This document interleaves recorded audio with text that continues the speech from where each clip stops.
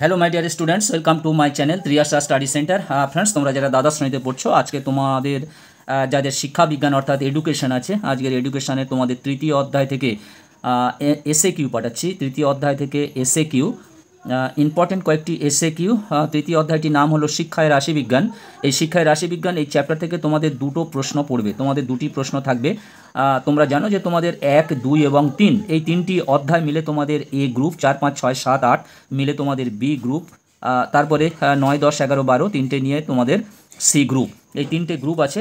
আজকের এই তৃতীয় অধ্যায়টা এসএ কিউ দেওয়া হয়ে গেলে তোমাদের এই গ্রুপটা কমপ্লিট হয়ে গেল।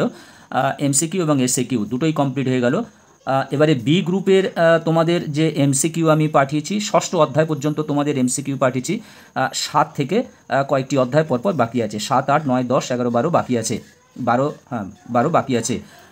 বন্ধুরা, পরপর এরকম ভিডিও এবার থেকে চলতে থাকবে, কোনো রকম অসুবিধা হবে না। নেক্সট ভিডিও আমি আশা করছি তোমাদের যে এমসিকিউ আছে সপ্তম এবং অষ্টম দুটি অধ্যায় একত্রে ছাড়বো, এবং তারপরে আরও একটি ভিডিও নবম দশম একসঙ্গে ছাড়বো, তারপরে 11, 12 একসঙ্গে ছাড়বো। আর তিনটি এসএ কিউ, এই এমসিকিউ হলে তোমাদের এডুকেশনের এমসিকিউটা শেষ হবে, তারপরে তোমাদের এসএ কিউটা শেষ করবে। এবং তোমাদের যে বড় প্রশ্ন যেটা বিএ কিউ বা ডিএ কিউ দিয়েছি, সেই প্রশ্নের উত্তরগুলো তোমরা খুব ভালো করে তৈরি করতে থাকো যে কোনো রেফারেন্স বই থেকে। কয়েকটি অধ্যায় তো তোমাদের অলরেডি দিয়ে দিয়েছি বড় প্রশ্ন, সেগুলো তোমরা তৈরি করতে থাকো, ও থেকেই কমন পাবে। বন্ধুরা, তোমরা যারা চ্যানেলটি সাবস্ক্রাইব করোনি, অবশ্যই তোমরা চ্যানেলটি সাবস্ক্রাইব করে নাও এবং বন্ধুদেরকে লিঙ্ক বেশি করে শেয়ার করো। এসো আমরা প্রশ্ন উত্তরগুলো দেখে নিই। তোমরা ভিডিওটি পুরো দেখবে, আর তোমাদের দ্বাদশ শ্রেণীর ভিডিও তোমরা জানবে, তোমাদের সবসময় 7:30টার পর থেকে তোমরা ভিডিও পাবে, 7:30টা থেকে 8:30টার মধ্যে তোমরা অবশ্যই করে তোমরা ভিডিও পাবে। এসো একের দাগের প্রশ্নটি, রাশি বিজ্ঞানে শ্রেণী ব্যবধান বলতে কি বোঝো? উত্তর দেখো, সংগৃহীত স্কোরগুলিকে নিয়ে যখন একটা নির্দিষ্ট দূরত্ব অনুযায়ী ছোট ছোট দলে ভাগ করে সাজানো হয়, তখন সেই দূরত্বকে শ্রেণী ব্যবধান বা শ্রেণী প্রসার বা ক্লাস ইন্টারভাল বলে। স্কোর কি? সংখ্যা দ্বারা প্রকাশিত যে কোনো ধরনের পরিমাপকে রাশিবিজ্ঞানে স্কোর বলা হয়। বিচ্ছিন্ন চল কি? উদাহরণ দাও। যে ধরনের চলের স্কেলে ফাঁক থাকে তাকে বিচ্ছিন্ন চল বলে। উদাহরণ হিসেবে বলা যায়, কোনো ক্লাসে ছাত্র সংখ্যা 50 থেকে 51 জন, অর্থাৎ ছাত্র সংখ্যা 50 বা 51 হবে, কিন্তু কখনও 50.2 বা 51.5 হবে না। এটি হলো বিচ্ছিন্ন চল। অবিচ্ছিন্ন চল কাকে বলে? উদাহরণ দাও। যে চলের স্কেলে ফাঁক থাকে না, যে কোনো ক্ষুদ্র অংশে থাকে ভাগ করা যায়, তাকে অবিচ্ছিন্ন চল বলে। যে কোনো ক্ষুদ্র অংশে থাকে ভাগ করা যায়, তাকে অবিচ্ছিন্ন চল বলে। উদাহরণ দেখো, কোনো ফুটবল দলের বিভিন্ন খেলোয়াড়ের দৈর্ঘ্য 5 ফুট 3 ইঞ্চি, কারুর বা 5 ফুট 4 ইঞ্চি, কারুর বা 5 ফুট 5 ইঞ্চি ইত্যাদি। 5 দাগের প্রশ্ন, পরিসংখ্যা বন্টনের সময় ট্যালি চিহ্ন কেন ব্যবহার করা হয়? অনেক স্কোরের মধ্যে কোনো বিশেষ একটি বিভাজনে কতগুলি স্কোর হয়েছে তা দ্রুত বের করার জন্য ট্যালি চিহ্ন ব্যবহার করা হয়। ভূইষ্ঠক নির্ণয়ের সহজ সূত্রটি কি? ভূইষ্ঠক বলতে অর্থাৎ মোট, ভূইষ্ঠকের ইংরেজি কথা কি? মোট।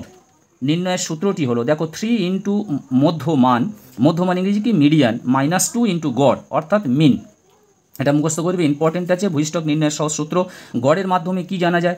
গড়ের মাধ্যমে সমজাতীয় 2 বা তার অধিক রাশিমালার বৈশিষ্ট্য তুলনা করা সম্ভব হয়। 4, 6, 10, 8, 11, 9, 5, 3, 2 এর মধ্যমান নির্ণয় করো।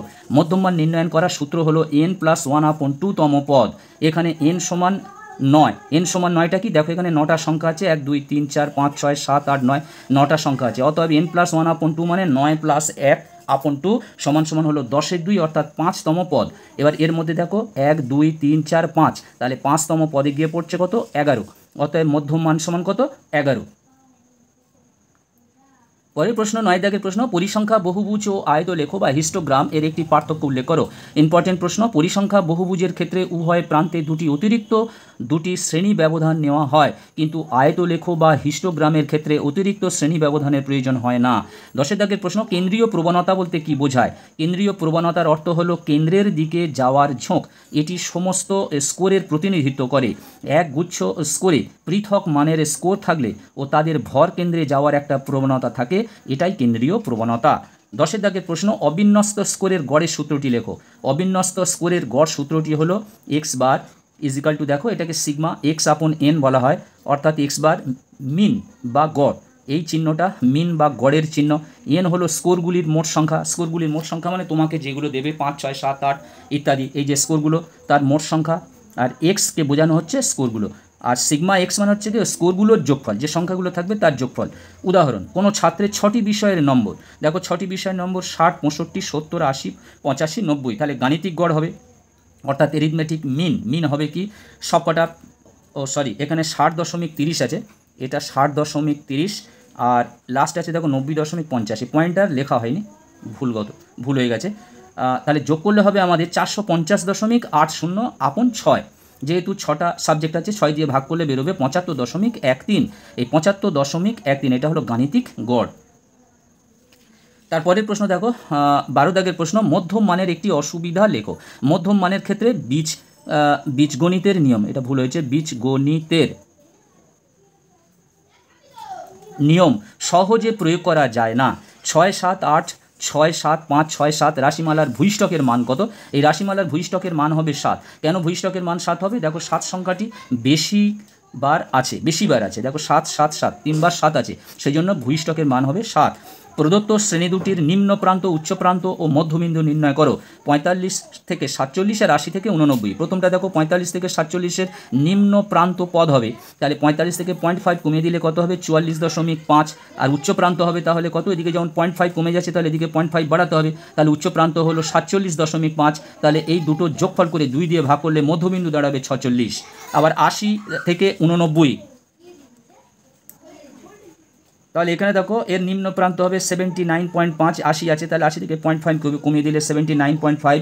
উচ্চ প্রান্ত হবে তাহলে 89.5। এই দুটো যোগ করে 2 দিয়ে ভাগ করলে মধ্যবিন্দু দাঁড়াবে 84.5। তারপর দেখো ট্যালি চিহ্ন কি? রাশিবিজ্ঞানে স্কোর গণনার জন্য ব্যবহৃত দাগগুলিকে ট্যালি চিহ্ন বলে। পরিসংখ্যা বহুভুজ কি? এটি এক ধরনের রৈখিক লেখচিত্র। এক্ষেত্রে স্কোর ও পরিসংখ্যাকে গ্রাফ পেপারে এক্স ও ওয়াই অক্ষে যথোপযুক্ত স্কেলের সাহায্যে স্থাপন করা হয় এবং বিন্দুগুলিকে সরল রেখা দ্বারা যোগ করা হয়। স্কোরের প্রথম মান পূর্ববর্তী মানের সঙ্গে এবং দ্বিতীয় মান পরবর্তী মানের সঙ্গে যোগ করে একটি আবদ্ধ ক্ষেত্র তৈরি করা হয়। একে পরিসংখ্যা বহুভুজ বলে। বন্ধুরা, আজকে ছিল তোমাদের এই প্রশ্ন। এরপরে তোমাদের টেস্টের পর একটি ফাইনাল সাজেশন তোমাদের যাবে, যেটা লাস্ট মিনিট সাজেশন বলা হয়। সেটা এখন নয়, তোমরা এই 16টি প্রশ্ন আপাতত খুব সুন্দর করে মুখস্থ করো, এর মধ্যে থেকে তোমাদের লাস্ট মিনিট সাজেশনের প্রশ্নগুলিও অলরেডি থেকে যাবে। নেক্সট ভিডিও তোমরা দর্শনের হয়তো নেক্সট ভিডিও পাবে, দর্শন কিংবা সংস্কৃতের। আজকে তোমরা কমিউনিটি পোস্টে পেয়ে যাবে যে তোমাদের কি ভিডিও যাচ্ছে। তোমরা এখনও যারা চ্যানেলটি সাবস্ক্রাইব করে নিও, অবশ্যই সাবস্ক্রাইব করে নাও এবং লিঙ্ক বেশি বেশি করে শেয়ার করো। আজকের মতো ভিডিওটি শেষ করলাম, আবার কথা হবে নেক্সট ভিডিওতে। তোমরা সবাই ভালো থাকবে, সুস্থ থাকবে। তোমাদের জন্য রইল অসংখ্য অসংখ্য ভালোবাসা ও ধন্যবাদ।